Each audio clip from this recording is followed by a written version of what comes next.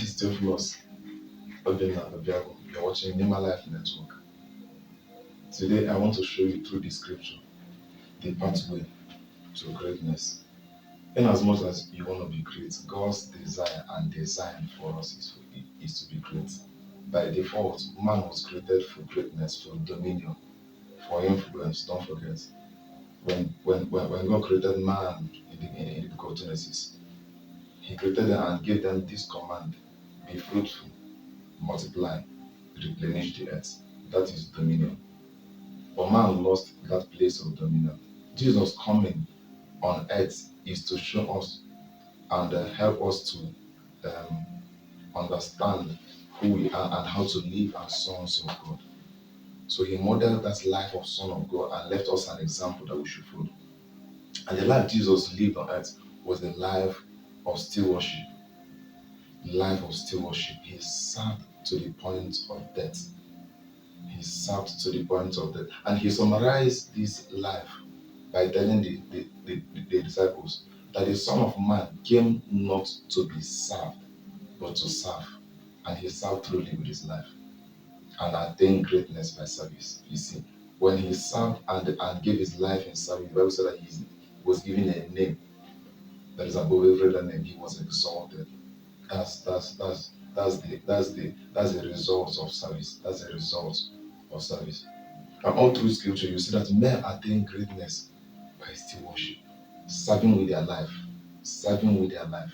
Even at the point of compromise, they refuse.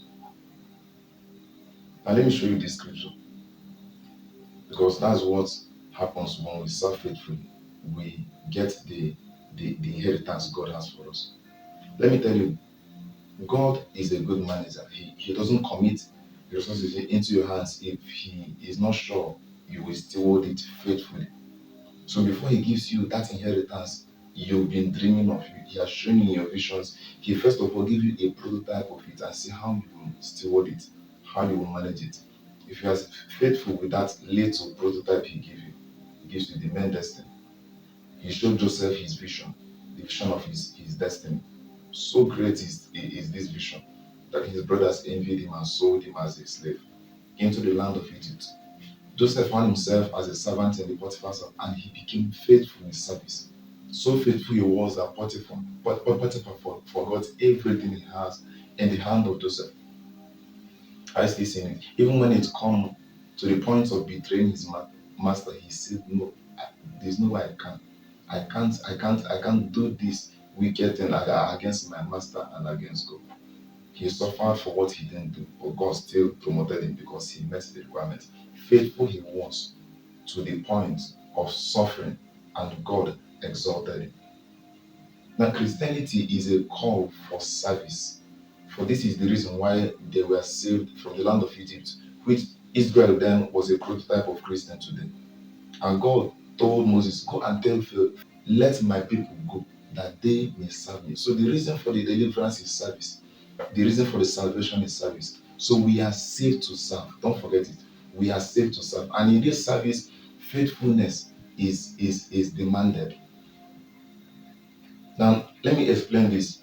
At the point of service, God watches us. And we might not know that we are being watched by him. That's the truth about it. He watches us to see how faithful we are. When you commit little resources into your hands and you prove faithfulness with it, he's released to commit the responsibility, the greatest thing he has ordained for you. David was a good example of this. He was ordained. Remember the book of Jeremiah said, before we were born, before he formed us in our mother's womb, he has already known who we are. He has already ordained us. Now, David was a man that God decided to use in replace of Saul. But before David got to that throne, I want you to see it. He was given a sheep to manage. Faithful he was with this sheep, that he risked his life to wise for the sheep. So faithful, so faithful. He risked his life to wise for sheep, not human sheep. When God saw this, God saw in a man that can be faithful with his people. He said, if this guy can risk his life for sheep, he can risk his life for my people. And God gave him that throne. If you walk through the scripture, you see greatness that emerges through service. And this service is a service that is not compromised. Faithful service. Faithful service. Faithful service.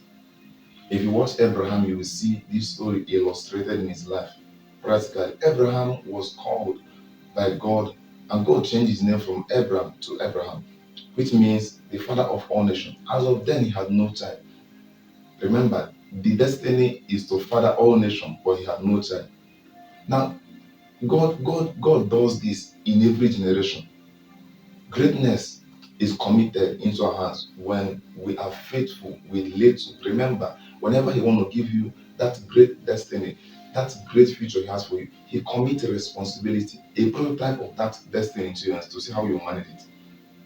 The destiny of Abraham was to father nations, but He gave him a son to father. And He now tested him with that son to know how faithful he will be with a son. God is a kind of, if I give this man a nation, will he be faithful with the nation? If he can be faithful with a little, he can be faithful with more. He gave him a son and asked him of that son. The man was faithful with the son, and God said, if this man will be faithful with the son, be faithful with the nation. That's how greatness comes. It comes by stewardship, by service. Now, who is a steward? A steward is a man that serves with what he or she has received from God in order to extend and expand the kingdom of God on earth.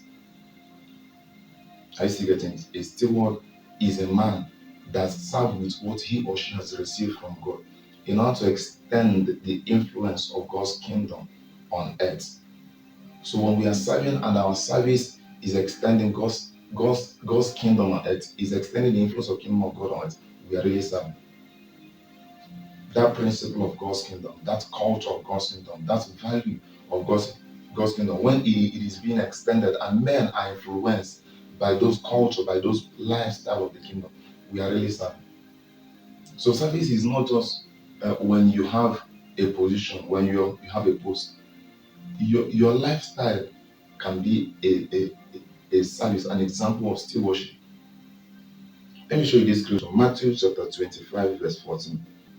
So, for the kingdom of God is as a man traveling into a far country, who called his own servants and delivered unto them his goods. And unto one he gave 5 talents, to another 2, to another 1, to every man according to his several ability. And straightway took his journey. I want you to mark that word, several ability. He gives us according to our ability. And how to increase our ability is by being faithful with that responsibility. When you are faithful with the responsibility, it doesn't matter if it is 5 talents, it doesn't matter if it is 2 talents, it doesn't matter if it is 1. If you are faithful with that responsibility, you increase your ability, you increase your capacity to have more responsibility. That's what God does when He wants to give a man a city. He will give you, if your destiny is to rule 10 cities, God will give you 2 people to rule. If you prove faithfulness with that, He gives you the city. Look at it. He gave them according to their ability. And straight away the Bible said he took his journey. Verse 16. Then he that had received the 5 talents went and traded with the same, and made them other 5 talents. And likewise he that had received 2, he also gained other 2. But he that had received 1 went and digged in the earth and hid his lost money. After a long time, the Lord of those servants cometh and reckoneth with them. Now, I want us to know that our service must be accounted for. A day is coming. Whenever I remember that a day is coming when I will give account of my service on earth, I'm always propelled to do more, to give my best, so that my labor on earth will not be in vain. This is a call for us to come back to the place of service. For that is a pathway to greatness.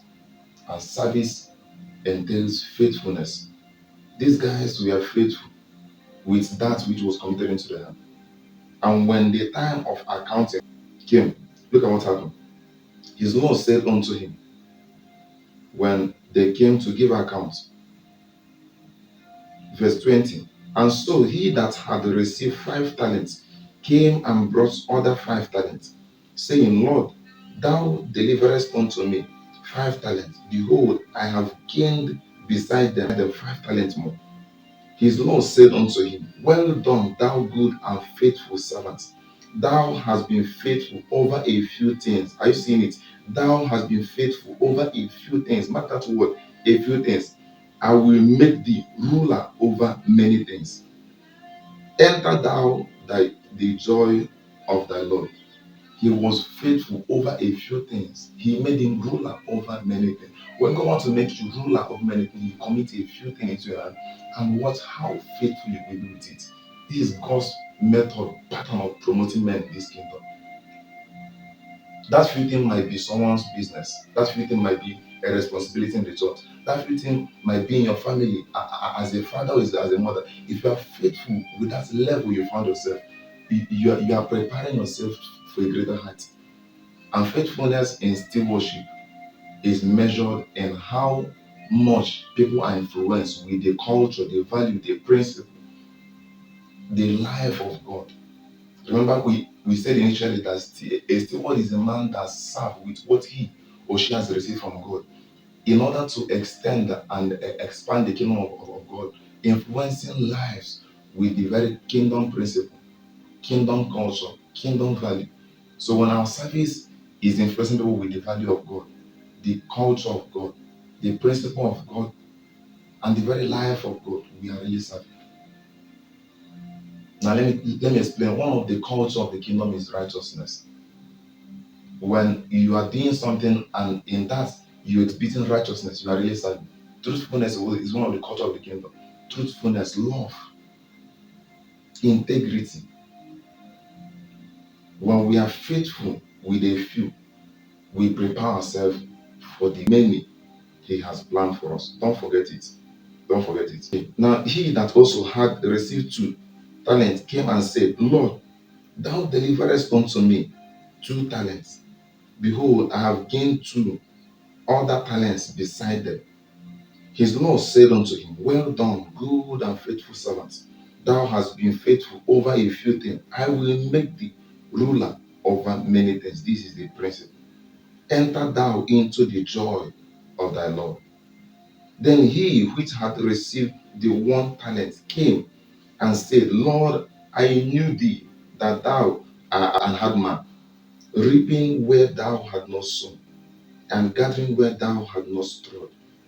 And I was afraid and went and hid thy talent in the earth. Lo, there thou hast that is thine. His Lord answered and said unto him, thou wicked and slothful servant. The commendation here is wicked and slothful. Slothful means lazy servant. Thou knewest that I reap where I sow not, and gather where I have not strawed. Thou oughtest thereof to have put my money to the exchangers, and then at my coming I should have received mine own with usure. Usure means profit. You see that God is a good manager. Whenever He commit things into your hand, He look out for profit. And profit in the kingdom of God is souls. Souls that are influenced by your service. Souls that are influenced by your service. Not just to occupy position, remember, but to expand the kingdom of God on earth by influencing many people. That's how kingdom expand. By the way, kingdom expand by how many people that we will be able to colonize, influence by the culture of the king. That's the model of kingdom expansion. So the in service, the hallmark is how many people we're able to influence while serving. God is a good manager. When He gives you few responsibilities, you prove faithfulness with that few, He gives you more. But when we don't prove faithfulness at all, a day of accounting is coming. That's one of the things that keeps me on check to make sure that I give my best, knowing that a day is coming when I will give account of what I did with the responsibility that's committed into man. But before partnership, just like I said, that stewardship is a call to partnership. In fact, Christianity is a call to partnership. We are called to partner with God as Christians on earth. For that is the reason why He created man, to extend His influence on earth through men. Let me show you this scripture. Apostle Paul, through the inspiration of the Holy Spirit, began to explain these very words to us. The book of First Corinthians, chapter 3, verse 9. Say, for we are laborers together with God. I seen it. We are laborers together with God. The truth about it is that there's nothing God can do on earth without man, without you. For God to have legal rights to interfere in the affairs of men, He needs men. That's why when He heard the cry of these people in Egypt, He has told Abraham that his descendants will go to another nation and serve there 400 years. And when it got to that time, the cry, the groan of the people rose to God. God remembered his promise to Abraham. He now began to sort for a man, because that's his method of operating on earth. When he found Moses, he told Moses, the cry of my people has come up to me, and I've come down to save them. Come now, let me send you. I see it now. So Christianity is a call to partnership. Is a call to partnership. Is a call to partner. That's what Apostle is saying. For we are co-laborer. We are laborers together with God. He said, ye are God's husbandry. Ye are God's building. That husbandry there means farm. We are God's farm and we are God's temple. So these two things are used to denote Christians in this very portion of the scripture. We are God's farm. A farm is where He plants things, you know. Temple is where He lives. So when God calls us to Himself, He calls us to serve. But before service, which is the partnership aspect of Christianity, there is fellowship. There is fellowship. This is an aspect that many Christians don't want to follow. It's a pathway that everyone that want to be faithful stewards in this kingdom must follow. Fellowship. For it is in that place of fellowship that we receive that which we serve with. Don't forget that a steward is someone that serves with what he has received in order to influence his people, his world, with the very culture, value, principle of God's kingdom. So the intent of expanding God's kingdom on earth. But the place where we receive that which we serve with is in the place of fellowship. There is no other way of receiving from God apart from spending quality time with Him. When you come to a place where you are addicted with His presence, you lose count of time. You allow Him to implant the seed of destiny into your spirit. When you come to that place of intimacy, that place of koinonia with Him, this is the place where exchange happens. He plants seed in us. Just like what happened when a man meets with a woman. There is an exchange, the seed is planted in the womb of a woman. That's what happens when we spend time with God. The seed is planted in our spirit. And that seed is to find expression on earth. That is what we serve with. That is where we receive what we serve with. Jesus taught this principle again in the scripture. Verse in the book of Mark chapter 3, verse 14. Mark chapter 3, verse 14. And He ordained 12. He ordained 12. Are you still seeing it? That they should be with Him. These 12, He ordained them for fruitfulness. Remember, He told them in the scripture that you've not chosen me, I've chosen you, and I've ordained you that you may bear fruit. So He ordained them for fruitfulness. But their first stage of fruitfulness is in being with Him. I still getting it. He ordained 12 that they should be with Him and that He might send them forth to preach. Look at what happened when they spent time with Him and we are now sent forth to preach. Many people want to be sent forth without spending time. Don't forget it. Partnership cannot be effective without fellowship. There's no way you can throw, because partnership is where things happen. That's where you see power. That's where you see influence. That's where you see dominion. But before partnership comes fellowship. Don't forget it. He ordained 12 that they should be with Him and that He might send them forth to preach. And when they spend time with Him, look at what happened in verse 15. That is where they received the power. That they and to have power to heal sicknesses and to cast out devils. You see it. And the reason why it's seen that Christianity has lost its power is because men don't want to spend time with God. We are quick to manifest. Hi, we are quick to manifest, not knowing that men are made in the wilderness. It took John the Baptist many years of wilderness experience, spending time in wilderness before he manifested.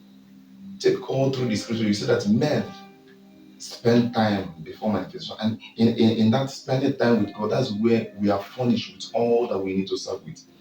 That's where we learn even how to serve efficiently. That's where we get the blueprint of what He has us to do. Because the truth about it is that we are all stewards, but we don't have the same platform, but we have the same goal. That goal is to disciple nation. I say getting it. It's one goal, but different platform. Some are called to serve in the political field, some are called to serve in the education, some are called to serve in the military, some are called to serve in the church pulpit. We are called to serve in our diverse places of endeavor. So when you see yourself in an office, don't think that you have that job to just earn salary. You are there as a kingdom citizen to influence the people around you with the very principle of God. That is service.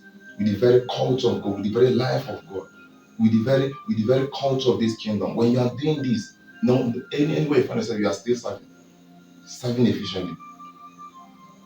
Don't forget that stewardship is a call to partnership, but there is no partnership without quality fellowship. Without quality fellowship. Let me show you this scripture in the book of Hebrews. Hebrews chapter 6, verse 7.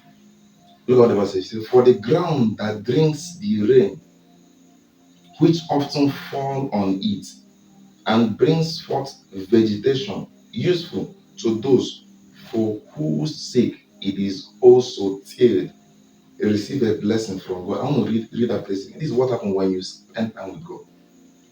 For ground, for ground that drinks the rain, which often fall on it. That is what happens when we spend time in prayer. We receive.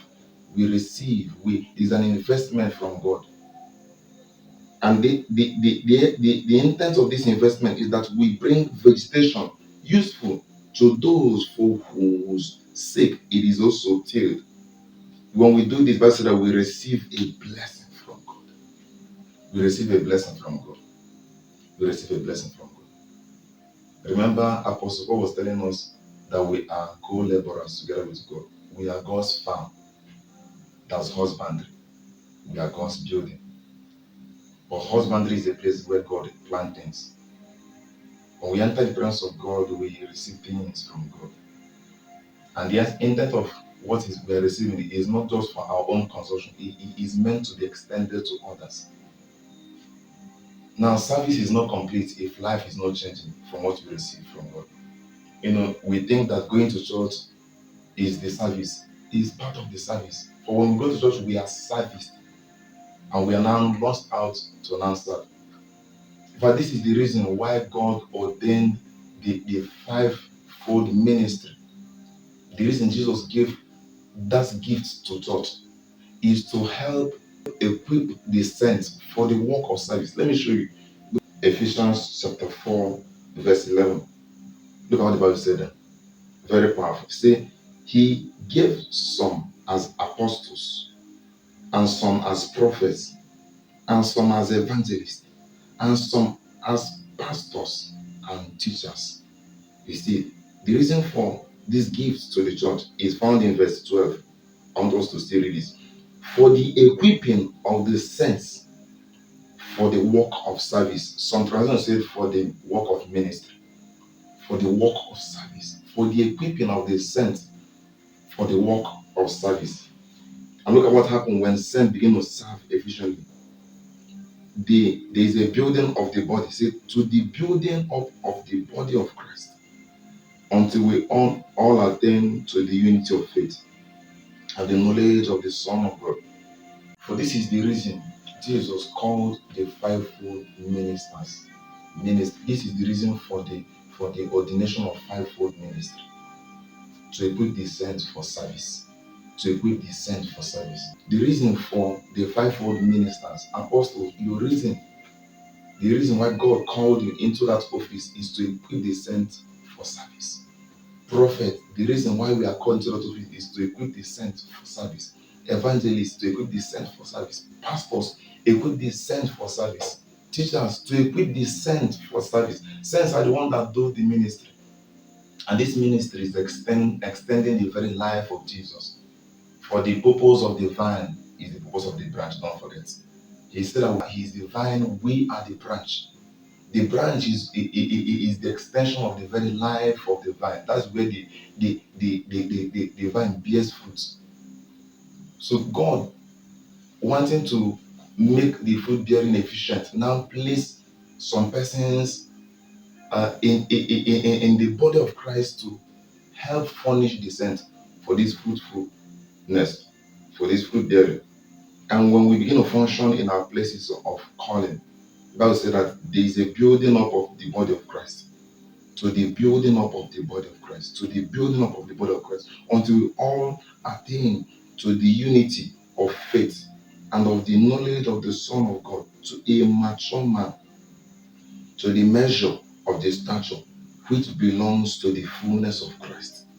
As a result, we are no longer to be children, tossed here and there by waves, and carried about by every wind of doctrine, by the trickery of men, by craftiness in deceitful scheming, but speaking the truth in love. I love this verse. That's my verse of emphasis. We are to grow up in all aspects into him who is the head, even Christ. Verse 16. From whom the whole body, being fitted and held together by what every joint supplies. Are you seeing it now?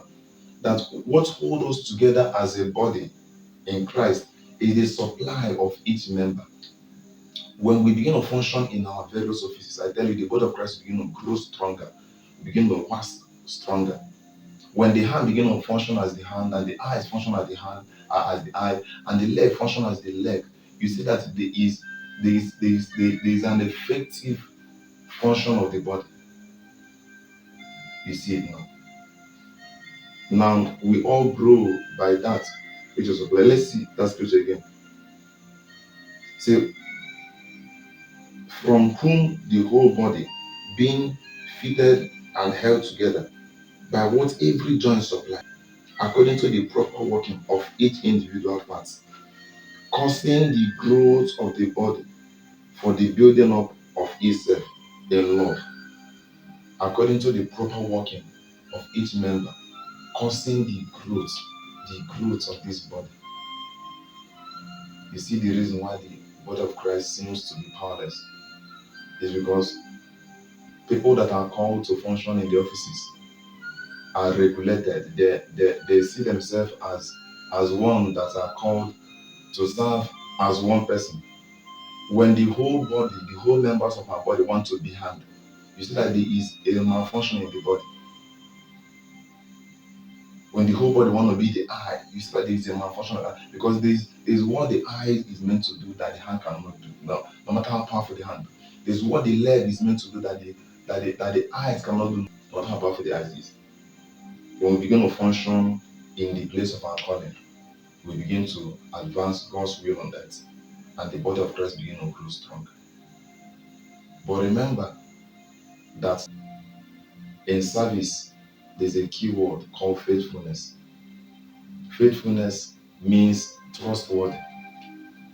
Faithfulness means dependable. Faithfulness means accountable. Can God trust on us?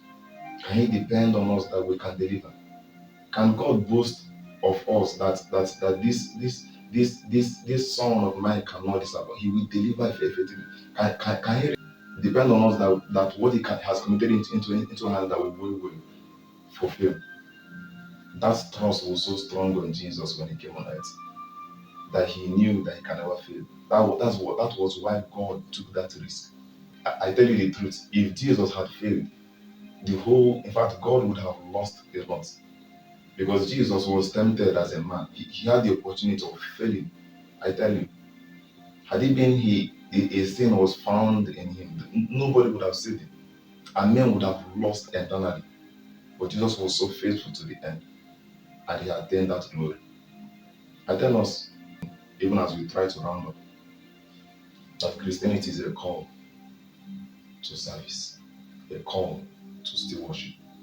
And Jesus showed us an example of serving by sowing his life and told us in the scripture that except a corn of wheat dies, it abideth alone. Look at it. Look at it. Say, verily, verily, I say unto you, John chapter 12, verse 24. Verily, verily, I say unto you, except a corn of wheat fall into the ground and die, and die, and die. This is what happens when we spend time with God. A lot of things is cut off from us. We die. When we spend time from God, there is a purging, there is a pruning. This is what happens. There is a refining. We die. And except we die, we abide alone. But that's not God's intention. That's not God's will for us. God's will for us is fruitfulness from the beginning of creation. He created us to be fruitful. And fruitfulness means to multiply your kind. The very nature of God that has been established in you, multiply it in others. That's fruitfulness. But except a corn of wheat die, it abideth alone. But if it die, it bringeth forth much fruit. This parable Jesus spoke about himself. But remember that everything Jesus did is to show us an example of how to live as sons of God. That means we need to give our life for what we believe, for our convictions. Serve faithfully. Even if it will demand us being thrown in the lion den, we don't back off. Just as Shadrach, Meshach, and Abednego, it got a place in their service to God where their faith was tested. Because that's the most important part of service. Faith, our service must be tested. And it is at that point that we can easily compromise. But remember what I told us initially, God watches us at the point of service, and we don't know that we are being watched. These guys' faith, we are tested, and it's very easy for them to compromise. Imagine being threatened to be thrown into a fire, but these guys stood there and said, "No, we know where we came from. Though we might find ourselves in Babylon, but we are not of this world. We are from another city, and in that city there is righteousness. In that city there is only one God that we serve." These guys stood and they were thrown into the flame of fire.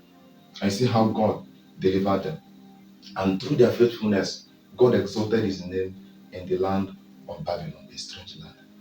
Whenever faithfulness is displayed, we move God. Whenever the character of God is displayed, we move God. And the character they displayed, those guys displayed there, is the character of integrity, the character of being one with your word, the character of righteousness. That's service. That's service. We should not wait till God elevates you to that very height of a manager, of a president, or of a pastor, of a governor in a state before you know serve. Serve with where you are, and you see God promote you. That's how God promotes men in this kingdom. Faithfulness is a key word in stewardship. Faithfulness means to be dependable, to be accountable, to be trustworthy, to be trustworthy, to be trustworthy, to be trustworthy. In summary, every man on earth will have to do one of these three with his life. One of these three with his life. It's either we waste it, we spend it, or we invest it. It's either we waste it, we spend it, we invest it. The life that God rewards is an invested one. A life that is invested in improving other lives, helping other lives become whom God has ordained them to be. When we sow our life in the soil of time, we regain it in the place of eternity. That's God designed for us. We should know it that we are pilgrims on earth. This place is a place of preparation for the eternity, for the eternity. So, but that reward, the reward in eternity, is dependent on what we do with our life here on earth. I will tell you this, that salvation is free. In this kingdom, salvation is free. You don't need to pay any price to be saved. A man has paid a price that he be saved. But the reward in this kingdom is by works. Jesus said this in the book of Revelation, I come quickly, and my reward is with me to give every man according to his works. The reward in this kingdom is by service, is by work, is by work. And I want to tell us that our work must be tested. Our work must be tested. The Bible says, the day shall reveal it. The Bible says, the day shall reveal it of what sort it is. It will be tested with fire. If our works survive the fire, we receive the reward. But if it is consumed by the fire, we lose the reward, but we'll be saved. I don't want to enter eternity and find how much I would have gotten if I've done what I should have done on earth. I want to live my life on earth and meet Jesus, telling him I did everything I know how to do. I tried my best. I might not got it perfectly the way you wanted to be done, but I tried my best. This is a life that God rewards, a life that is sown in improving other life, a life that is spent in improving other lives. That's what Jesus came to model, a life that was sown in improving. Look at how many lives that is being affected because a man decided to sow his life. A man decided to sow his life. Christianity is not a call for comfort. It's not a call to receive from God. It's a call to give also. It's a call to give also. We give our all to see what men laid foundation for with their blood, progress, advance. This kingdom was laid. The kingdom we are enjoying. The foundation was laid by the blood of men. By the blood of men. And those blood is still speaking. Those men are still encouraging us to sacrifice to see the work of God and the kingdom of God expand on it. I will not end this broadcast without making an invitation. Don't know if you are watching me. Your heart, it is really in your heart to serve God, to do this work of His steward. I want us to know that service starts from a personal relationship with Jesus. For you cannot serve whom you don't know. It is when you've known Him that you can now serve Him. So I want to make an invitation right now. You don't need to shoot it to tomorrow. If you're watching me, you know that you've not made this right with Jesus. This is the perfect time to do it. There's no other better time than now. It's a perfect time to throw your hands off your life and allow Him to pioneer your life. For He is the one that has the manual of our life, I tell you. He's the manufacturer. He knows who you are more than you know yourself. If you can allow Him, He will guide you to that very place of destiny He has created you to be. That's the way you secure destiny on earth and in eternity, making it right with Him. So this morning I want to pray with you. Just wherever you are, let it not be a recitation alone. Let it give from your heart. Can you say, Lord Jesus, I'm sorry for all that I've done.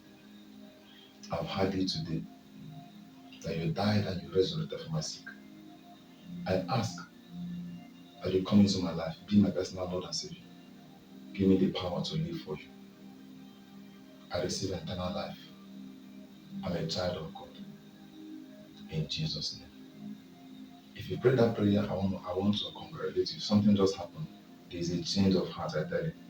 You became a new being just by saying that prayer. In heaven, there's a rejoicing over you. I want to pray for you. Father, I thank you for these ones. I ask, Lord, that your spirit rest upon them. Let your nature take over their nature. Give them the power to live for you, Jesus. Give them the power to live for you as sons, as daughters of the kingdom. I declare, Lord, that every addiction of their life is broken. In the name of Jesus. Thank you for their soul is safe. In Jesus' name. Amen. I want to congratulate you. I want to congratulate you. I want to congratulate you. And I want to advise you to find yourself in a Bible teaching church where the truth of God's word is taught. For that is how we grow in the kingdom. That is how we grow in the kingdom. And when you hear this word, extend it to others. Help others know what you've known. Help others experience what you've experienced. That is the perfect place to start serving with the word of God. I want to permit me to show you in the scripture, the book of Matthew chapter 13. This is very powerful. Chapter 13, Jesus began to speak about the parable of sower, the one that received the seed in a good soil, went ahead to bear fruits with this soil, with this seed. Some 100-fold, some 60-fold, some 30-fold. And the ones that bear fruit with the seed of the word they are receiving, if you read through that same scripture, you see that they were now planted into the word. I think I should show you this scripture before I pray for you. If you are sick in any part of your body, get ready. The power of God is about to touch you, to heal. To heal. Okay, Matthew chapter 13, verse 23. Jesus began to explain that parable of the sower. He said, but he that received the seed, he that received seed into the good ground is he that heareth the word, and understanding it, which also beareth fruit and bringeth forth some 100, some 60, some 30. Are you still getting it? So the word of God we are hearing, serve with it. For that is how to serve. We serve with the word we are hearing.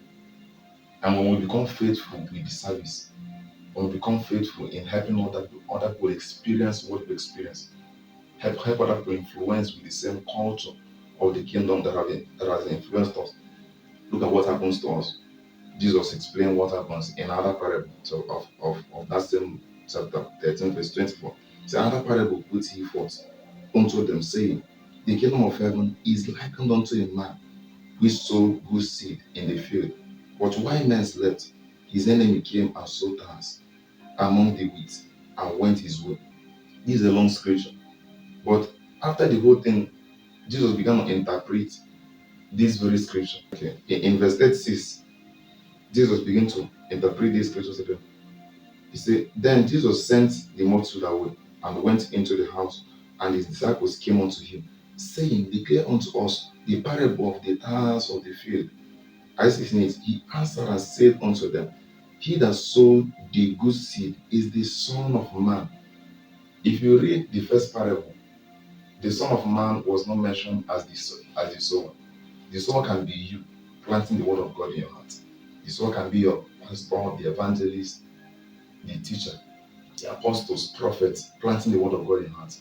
Now, when we make use of that word, just like you are hearing this now, you produce with this word in bearing fruits that influence all other lives. Jesus, the Son of Man, now sows this good seed into the world. For that's what it said in verse 38. The field is the world. The good seed are the children of the kingdom. You see now, I see it now. The children of the kingdom are the ones that bear fruits in the first parable of the soul. The first people that bear fruits 100-fold, 60-fold, some 30-fold in the parable of the soul are the children of the kingdom. He now sowed them into the world. This world talks about the spheres of life. Talks about the spheres of life.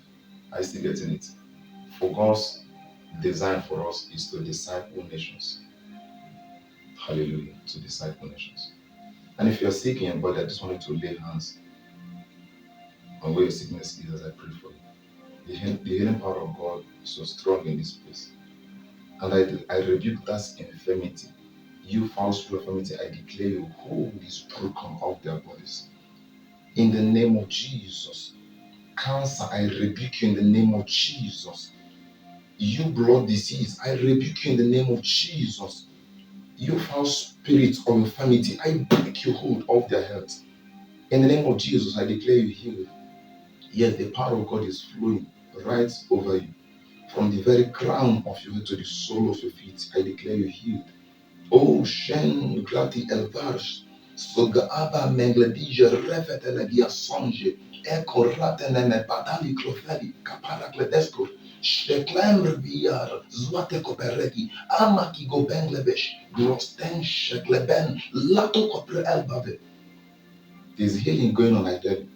Sickness are being healed. Check yourself. You said that the power of God is touching you. You are being healed of that infirmity. Check yourself. Oh, thank you, Holy Spirit. Thank you, Holy Spirit. Thank you, Holy Spirit. Thank you, Holy Spirit. Thank you, Holy Spirit. Thank you, Holy Spirit. That woman with arthritis, God is just healing her. Check yourself. You see that the healing power of God has touched you. So many healing is going on. Some are being healed of eye disease. We rebuke that eye disease in the name of Jesus. Je kaparali fara akre, zwate tokopeneni mebi, shegekre benyada, adonre il pabani, jerefele de soklete, kish emambre al pabarak, zwate kopemengi adegizok wan, shebe mi vitiki, adegizojoa. Thank you, Holy Spirit. We declare you healed and made whole in the name of Jesus. Father, thank you for these ones you healed. Thank you. Every cell in your body receives life. Every tissue in your body receives life. Every organ in your body receives life. In the name of Jesus, the house of every screw come off your head completely. You are healed and made whole. In Jesus' name. Wow. I believe someone was blessed today. Feel free to contact us with the contacts on the display. And don't forget to subscribe. What you've heard is not meant for your own consumption alone. Extend it to others. Share what you've received. God Almighty will bless you. See you in the next episode.